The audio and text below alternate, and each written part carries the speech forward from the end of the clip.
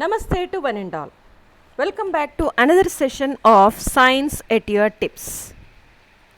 Today we are going to learn a very interesting concept, that is Voltaic cell. This is a small concept which we have in our 8th class science in the lesson Electric current and its chemical effects. So let us start this. What is a voltaic cell?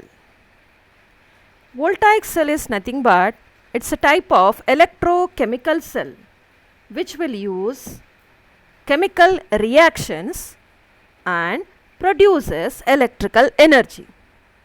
The important parts of this voltaic cell are anode, where oxidation occurs, and cathode, where reduction occurs. Both this anode and cathode together are known as electrodes. Now we are going to prepare one electric cell, voltaic cell, by using available materials. So let's try it. But before going to that, we should know what is the concept involved in this. This is a electrochemical cell which was invented for the first time by Alessandro Volta in the year 1800, and he has used zinc and copper plates along with that dilute sulfuric acid. We can say this is a prototype of our dry battery. So let's make the voltaic cell. The materials which we require for making this voltaic cell are: the first one, we need a glass cup, and we need sulfuric acid, zinc rod, copper rod, conducting wire, light emitting diode, LED, a clip, along with that hydrogen peroxide also. How to prepare this? First of all, you take the glass cup or glass bottle. Then in that you are going to take this zinc plate and copper plate. You have to pour sulfuric acid into that which you have taken. Remember children, you have to take only dilute sulfuric acid, not concentrated. It will harm your hands. Dilute sulfuric acid, we have to take it in the glass bottle. Then add this zinc plate and copper plate, we have to arrange there in that glass bottle. Then we have to connect them to the conducting wire. Along with that, we have to connect it to the LED also. After that, if you observe, the LED bulb will start glowing, but we should know what is the use of this hydrogen peroxide. So for that, just remember that whenever the reaction starts, this hydrogen gas will be formed like a coating on copper plate.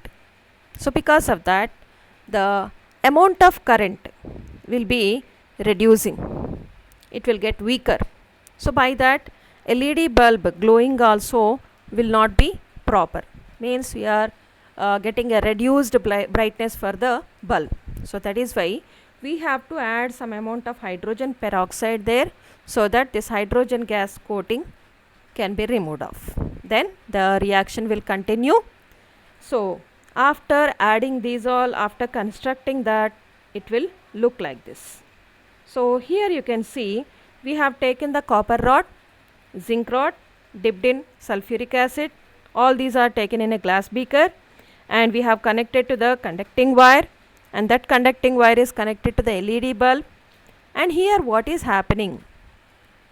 First of all, the conducting wires, whatever are externally conducted here, in this current will flow from copper rod to the zinc rod, and internally current is going to flow from zinc rod to copper rod. So copper rod, where reduction is occurring, act like a positive electrode. Zinc, which is acting like a negative electrode, oxidation will occur. Zinc can be called as anode, copper can be called as cathode. Now first of all, what happens is, at zinc rod, the zinc atoms will get ionized and pass into the solution as zinc 2+ ions. and this will leave the zinc rod with 2 more extra electrons, and it makes that as a negative one. At the same time, 2 hydrogen ions are discharged at copper rod, because sulfuric acid we have taken, that will ionize to form hydrogen ions and sulfate ions. Hydrogen ions are attracted little bit towards the copper, because there what is happening here, these hydrogen ions are getting discharged at copper rod by taking the 2 electrons, because these are passed from the zinc rod into the copper rod. This will make the copper rod positive. As long as excess electrons are available on zinc rod, the reaction will continue. So this simple cell thus seen as a electrochemical cell, which is converting chemical energy into electrical energy.